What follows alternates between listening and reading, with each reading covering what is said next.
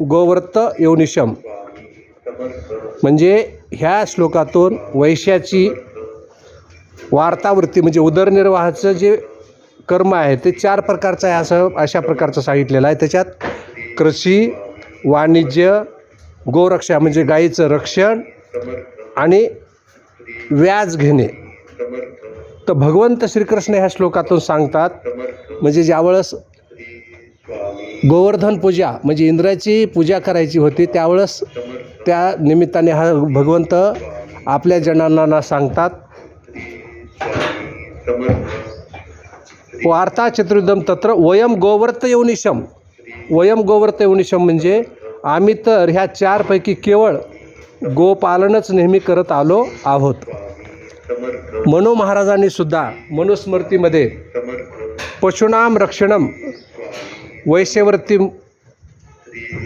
मध्ये पशुचे रक्षण करणे असे म्हटले आहे. परंतु भगवंत आपल्या बांधवांना जाती बांधवांना गोपाळांना जसं काय असं म्हणतात की तुम्ही पशुचे पालन करू शकत नसणार तर कमीत कमी गायीचे पालन रक्षण आवश्यक करावे. गायीची वृद्धी करू शकत नसाल तर हरकत नाही, त्याचे रक्षण आपल्या अवश्य करावे ज्यामुळे आपले गोधन घटू नये. म्हणून प्रत्येक मनुष्याने गायीच्या रक्षणात आपले तन मन धन लावावे. मनुष्यासाठी गाय सर्व दृष्टीने पालन आहे.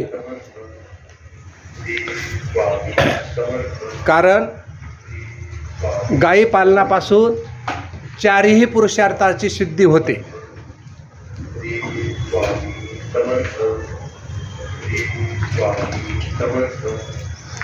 ते 4 पुरुषार्थ कोणते?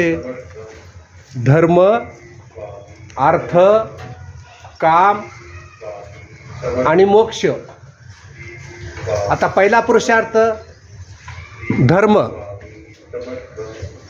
स्वतः भगवंताने गायीचं पालन केलं त्यामुळं गायीचं रक्षण करणं हा प्रत्येक मनुष्याचा धर्म आहे.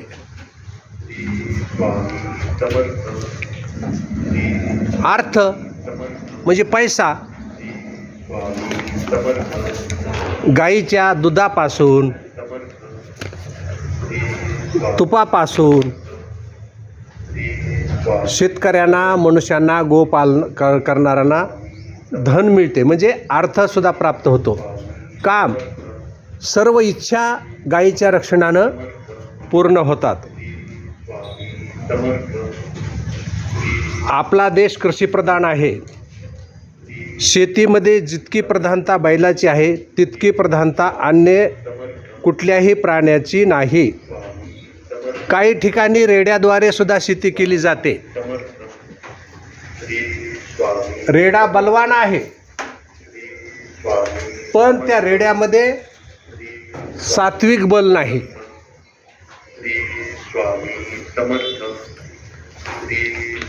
कारण रेडा ऊन सहन करू शकत नाही.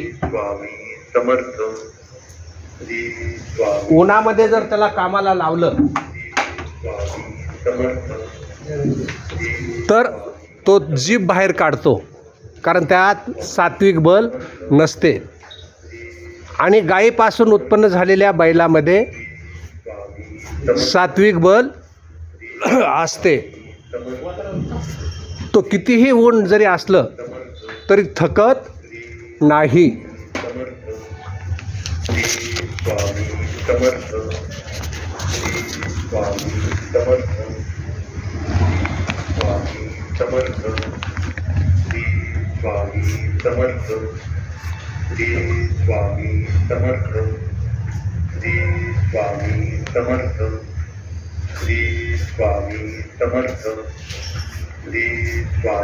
आणि गाय ही स्वतः सात्विक असल्यामुळे बैलसुद्धा सात्विक म्हणजे सात्विक बल असतं.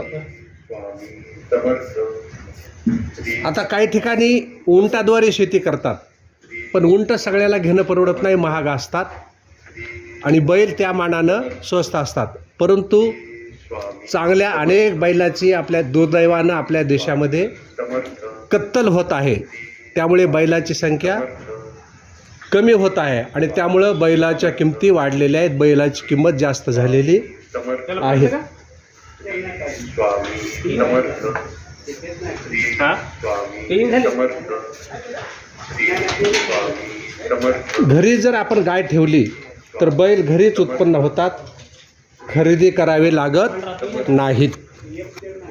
स्वामी समर्थ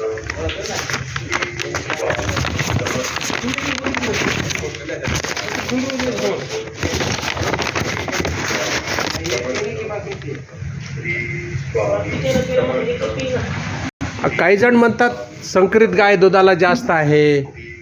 संकरित गायीपासून बैल कामाला येतात, दूध जास्त निघतं. संकरित गायीचं जरी दूध जास्त निघत असलं तर त्या गायी फार क्रोध असतात आणि त्याच्यामुळं संकरित गायीचं दूध केलेल्या माणसाचा स्वभाव क्रूर बनतो. शिवाय त्यांचे बैल शेतीच्या कामाला उपयोगाला आणता येत नाहीत.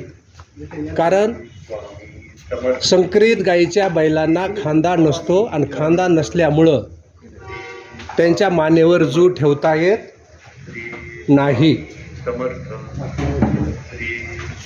गाय पवित्र असते. तिच्या शरीराचा स्पर्श करणारा वायूसुद्धा पवित्र असतो. गाईचं शेण मूत्रसुद्धा पवित्र असते. गाईच्या शेणाने सारवलेल्या घरात प्लेग,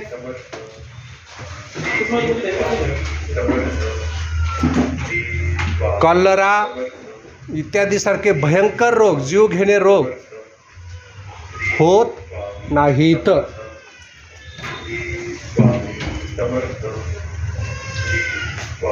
आता जगामध्ये युद्ध होतात आणि युद्धामध्ये बॉम्बचा वापर होतो.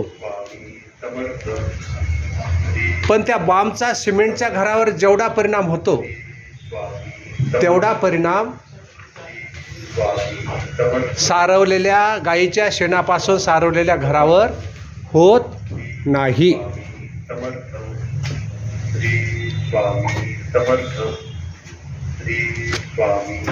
दुसरं गाईच्या शेणाचं वैशिष्ट्य म्हणजे गाईच्या शेणात विष शोषून घेण्याची विशेष शक्ती आहे.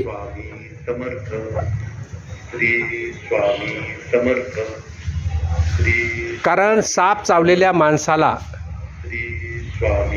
जर पूर्ण अंगाला शेणाचा लेप दिला आणि परत अर्ध्या तासाने तो पहिला लेप काढून परत ताज्या शेणाचा दुसरा लेप जर दिला तर त्या माणसाचे सापाचं विष उद्गारलेले अनेक उदाहरणं अनेक साधू मुनींनी सिद्ध करून दाखवलेले आहेत. म्हणून गाईच्या शेणामध्ये सापाचं विष शोषून घेण्याची सुद्धा शक्ती आहे. इतकं गाईचं शेण सुद्धा पवित्र आहे. गाय ज्या शेतात ठेवली जाते तर ते शेत गाईच्या शेण आणि मूत्रापासून सुपीक म्हणजे ती माती ती जमीन कसदार होते. त्याच्यापेक्षा रासायनिक खत जर त्या जमिनीत टाकलं तर ती जमीन सुपीक न होता कडक होते, नापीक होते. कालांतरानं त्या जमिनीतून पीक निघेनासं होतं. म्हणून परदेशात रासायनिक खतामुळं ज्या नापीक जमिनी झालेल्या आहेत त्या जमिनी सुपीक करण्यासाठी आपल्या भारत देशातून जहाजेच्या जहाजे भरून गाईचं शेणखत घेऊन जात आहेत. कारण तिथल्या जमिनी त्या रासायनिक खतामुळं नापीक झालेल्या आहेत आणि त्या नापीक जमिनी सुपीक करण्यासाठी गाईच्या शेणाची अत्यंत आवश्यकता आहे.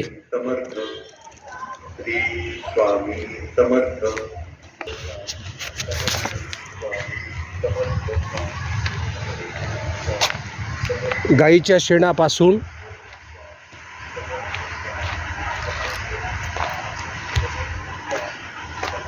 असं उत्तम प्रकारचं खत बनविलं जातं. की जे शेतीत पिकांना, भाजीपाला, फळझाडे, फुलझाडे हे असं सुंदर ह्या गोशाळेमध्ये शेणखताचं गाईच्या नियोजन करण्यात आलेलं आहे. आणि छोटासा इथं त्या शेणखतापासून बगीचासुद्धा तयार करण्यात आलेला आहे.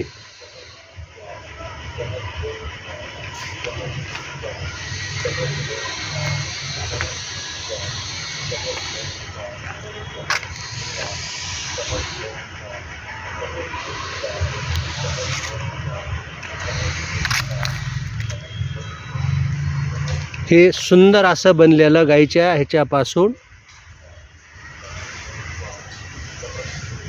शेणखतापासून बनलेला खत, की आजकाल लोक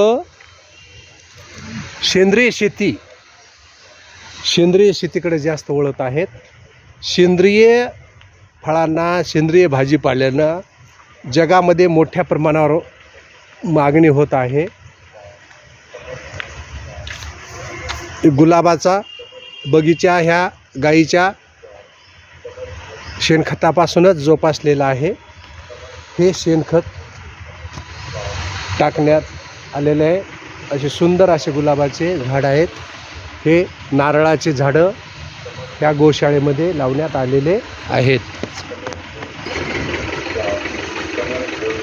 ज्याच्या घरी गाय तेथे विठ्ठलाचे पाय.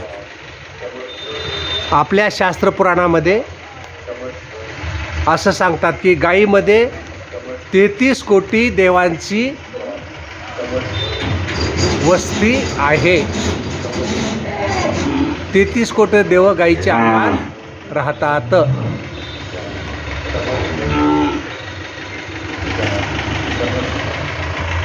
हे गायीसाठी चारा आणण्यात आलेला आहे.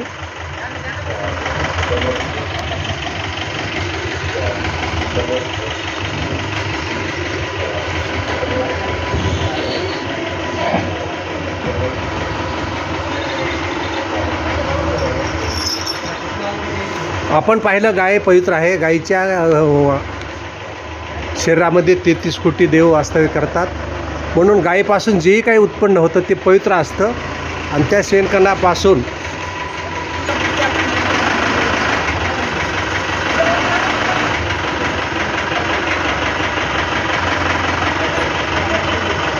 गायीसाठी चारा आणण्यात आलेला आहे. सुंदर अशा प्रकारचा हा चारा आहे.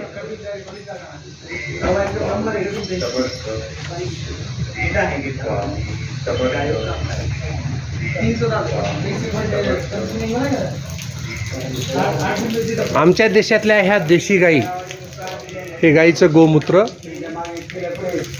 अतिशय पवित्र.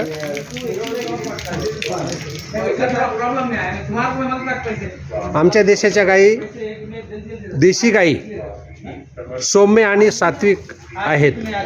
म्हणून त्यांचं दूधसुद्धा सात्विक असतं. ते प्याल्याने बुद्धी तीक्ष्ण होते आणि स्वभाव सौम्य आणि शांत होतो.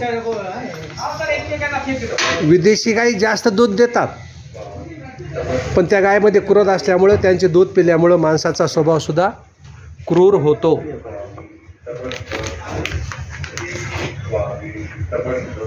म्हशीचे दूध ते सुद्धा देशी गाईपेक्षा जास्त निघतं, पण म्हशीचं दूधसुद्धा सात्विक नसतं.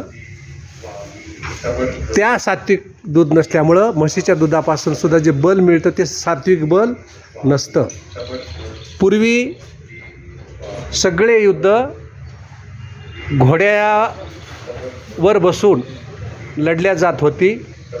जेवढे घोडे चपळ आणि तेज ते सैनिक शूर समजल्या जायचे, घोडे ते सैन्य बलवान समजल्या जायचं.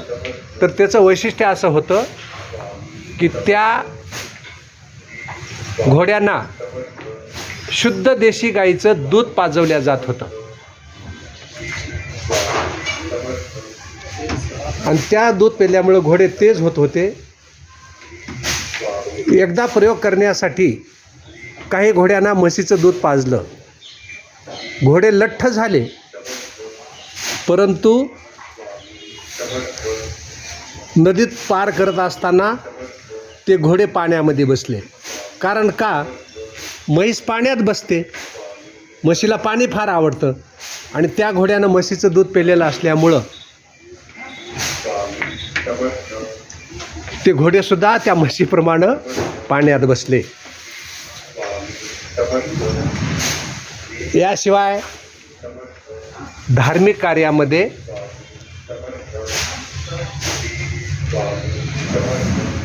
गायीची मुख्यता आहे. जे आपल्या हिंदू संस्कृतीमध्ये 16 संस्कार असतात, गर्भधारणापासून ते मरेपर्यंतचे, त्या पूर्ण संस्कारामध्ये गायीचा संबंध असतो. धर्म, जात वगैरे हे सगळे करते वेळेस तर कोणत्या ना कोणत्या रूपानं त्या गायीचा संबंध आलेला असतो. तिचे दूध, तूप, शेण इत्यादी विशेष संबंध राहतो. गायीच्या तुपानं यज्ञ केला जातो. कुठली जर स्थानाची शुद्धी करायची असेल तर गायीचं शेण आणि गोमूत्र शिंपडून त्या स्थानाची शुद्धी करतात. विशेष काय, नरकातून जर वाचायचं असेल तर गोदान करा असं सांगतात. धार्मिक कार्यात पंचगव्य उपयोगात आणले जाते. दूध, दही, तूप, शेण आणि मूत्र या 5 गायीच्या पदार्थापासून ते पंचगव्य बनवलेले असते. कामनापूर्तीसाठी पूर्वी काही यज्ञ केले जात, तर त्या यज्ञात गायीच्या तुपाचा वापर होत असे. निष्काम भावनेने गायीची सेवा करण्याने मुक्ती होते आणि सेवेने मनुष्य मात्राच्या ठिकाणी मल दोष, विक्षेप दोष हे जे मलिन अंतकरण असतं तर ते निष्काम सेवा केल्यामुळं ते अंतकरणातले मल आणि विक्षेप दोष जातात. म्हणजे अंतकरण निर्मळ होतं, स्वच्छ होतं.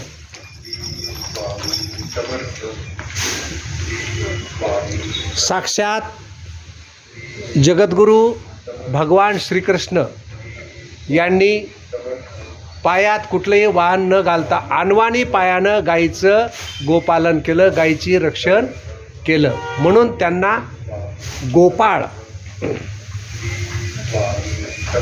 पडले. प्राचीन काळी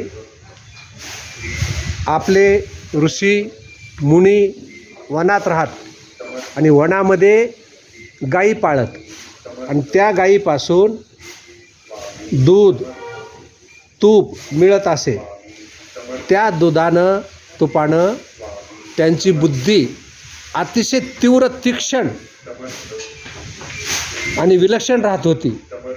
त्यामुळे मोठमोठ्या ग्रंथाची ते रचना करत.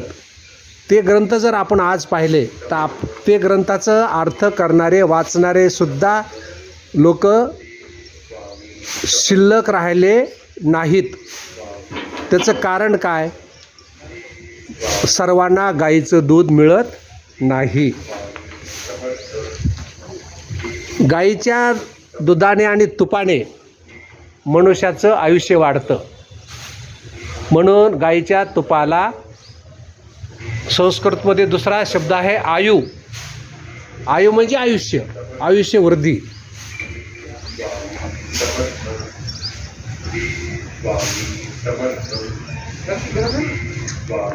आपल्या भारत देशामध्ये गाईचं रक्षण करण्यासाठी बलिदान करणाऱ्याच्या कथांनी इतिहास पुराणे भरलेले आहे. पण आता दुःखाची गोष्ट अशी आहे की आमच्याच देशात पैशाच्या लोभानं हजारो गायीची कत्तल झालेली आहे आणि ही जी गायीची कत्तल जर थांबली नाही तर एक वेळ अशी येईल की सगळा गोवंश समाप्त होईल, गायीच राहणार नाहीत. तर काय दशा होईल शेणखत मिळणार नाही. शेणखत मिळालं नाही तर शेती नापीक होईल. शेती नापीक झाली तर अन्नधान्य मिळणार नाही. उपासमारीची वेळ होईल आणि मनुष्याच्या शरीर निर्वाहासाठी, उदरनिर्वाहासाठी जे वस्त्र, अन्न लागतं ते मिळणं कठीण होईल आणि गोधनाचा अभाव झाला तर देश पराधीन होईल आणि दुर्बल होईल. आता सध्या म्हणजे वर्तमान काळात जे अकाळ पडतो, अनावृष्टी, भूकंप, आपसातील कलह, हेवेदावे, युद्ध, हे ज्या काही गोष्टी इतर व्हायला लागलेल्या आहेत तर हेला गायीची हत्या हे असं मुख्य कारण आहे. हे निर्विवादपणे सांगावंसं वाटतं. ज्या देशात गायीची, मुलींची हत्या होते तिथं असे अनिष्ट ओढावून येते. म्हणून भगवंताचं मनोगत आहे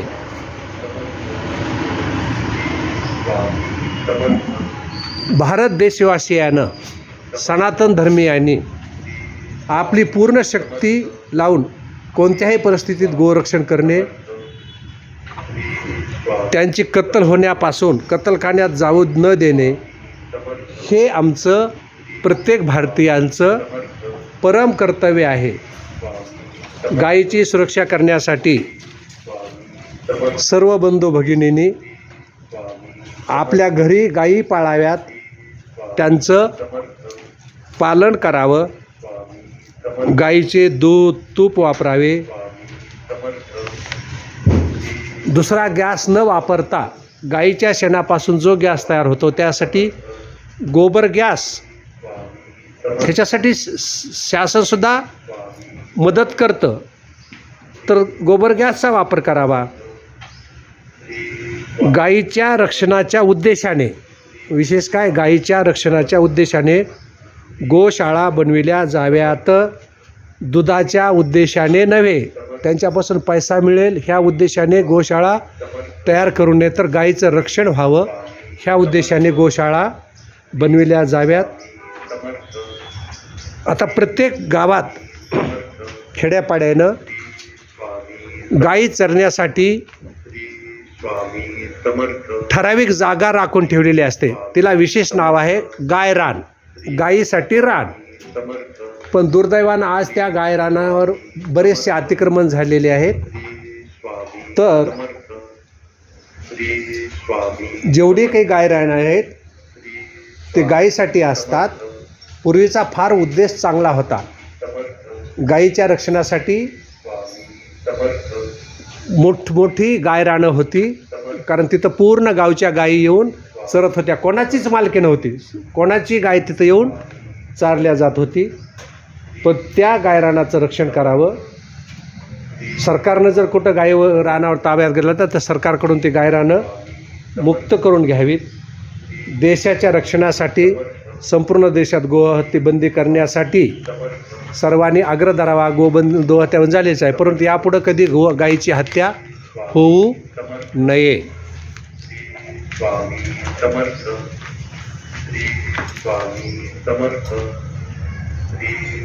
तर अशी ही गोशाळेला भेट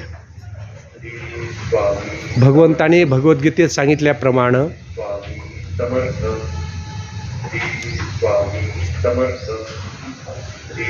गोसेवा करण्याच्या हेतूनं ही भेट देण्यात आलेली आहे. गोसेवा कशा प्रकारे चालते, गाईच्या गोट्यातील स्वच्छता,